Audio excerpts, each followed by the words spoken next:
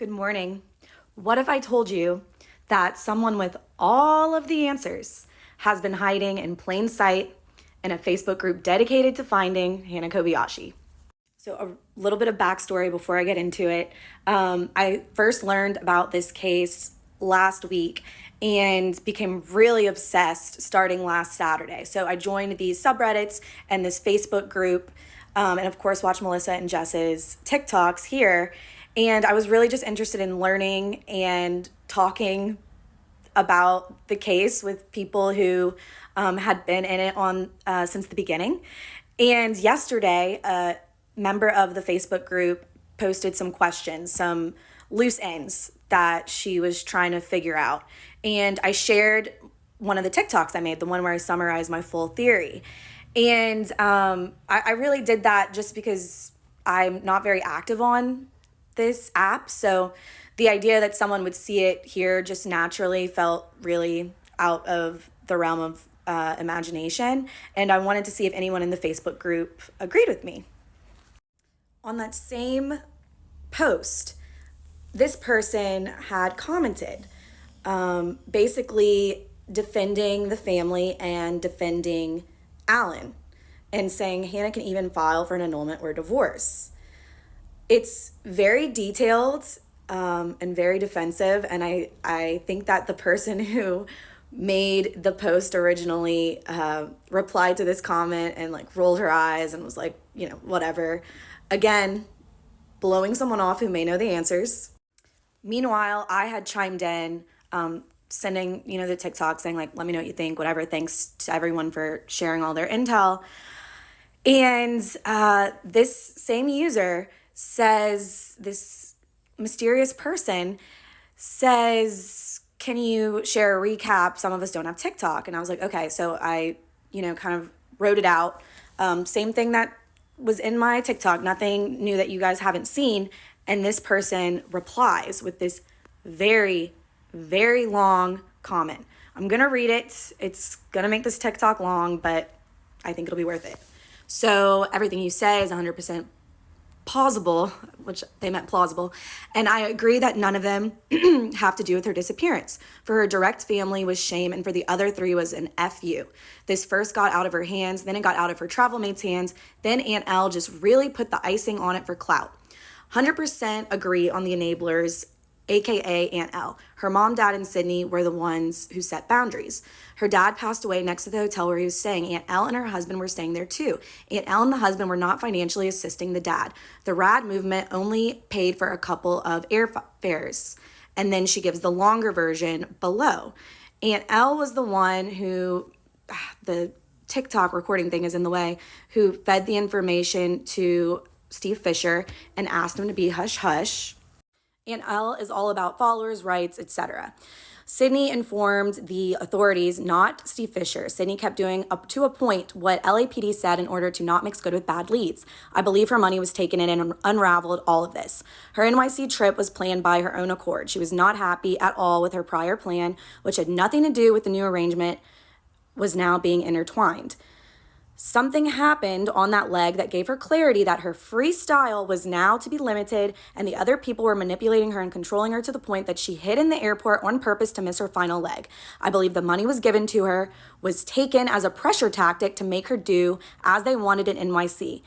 This, plus the fact that she was also being mistreated by Mariana due to jealousy, was a misalignment of her free spirit. Parentheses, this was supposed to fund more of it.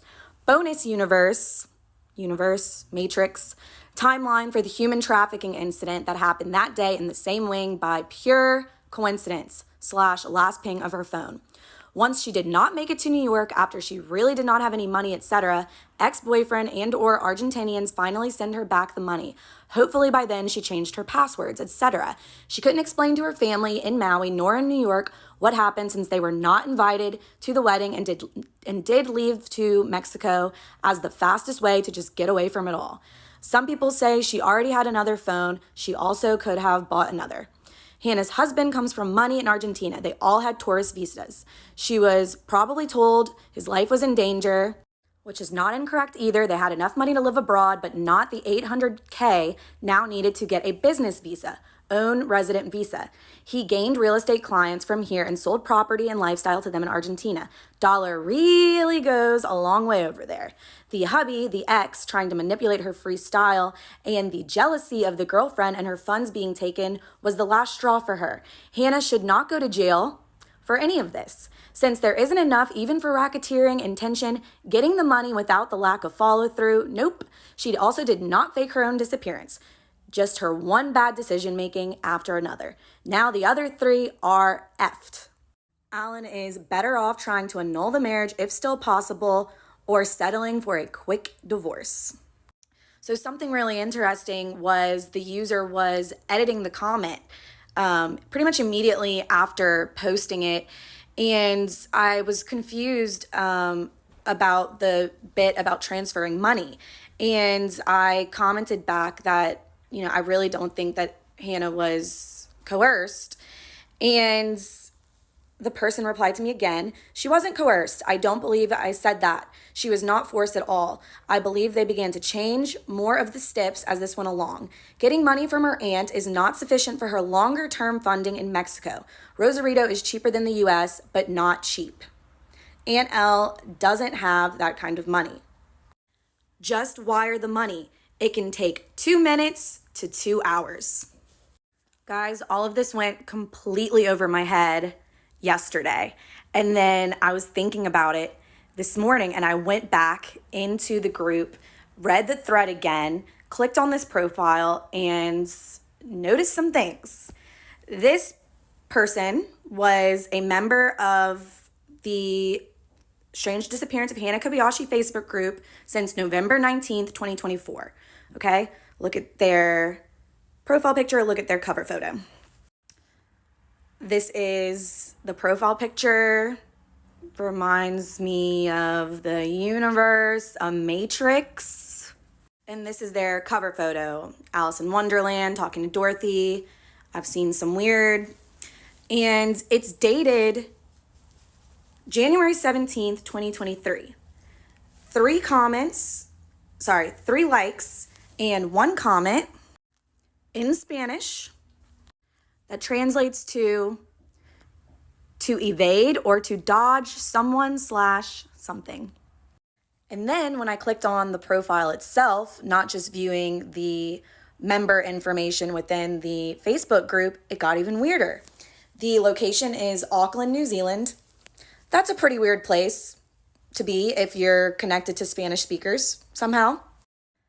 Then when you click on the cover photo, again, this is on the profile itself, not the member view of the Facebook group. The same cover photo is dated October 10th.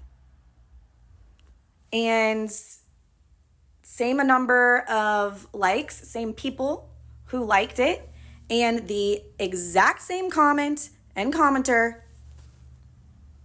that we saw previously. How they did that, I'm not sure.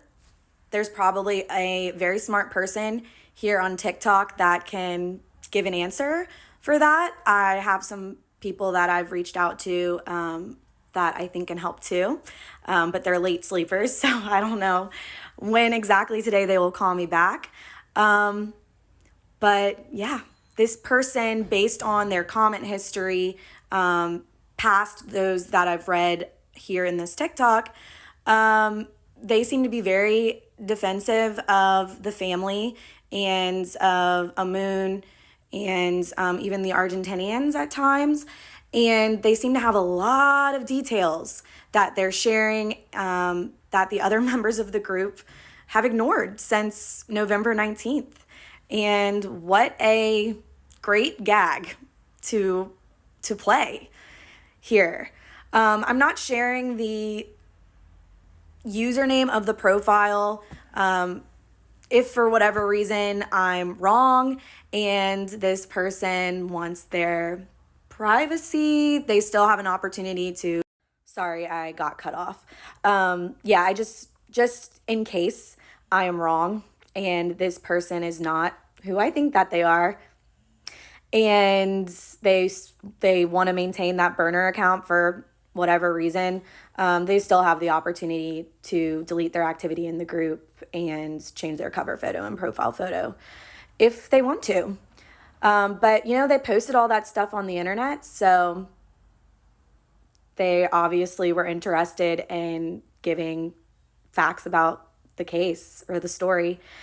And one more thing I wanted to add, and this is really just a slap in the face, but the name of the profile is in a different language, not Spanish, and it means what I've interpreted to be everywhere, like omnipresent, and stealthy or secretive. So basically, secretly everywhere, or like a thief everywhere. Or like a thief in your face, played in your face. Yeah, it's crazy. It is crazy that since November 19th, this could have been solved.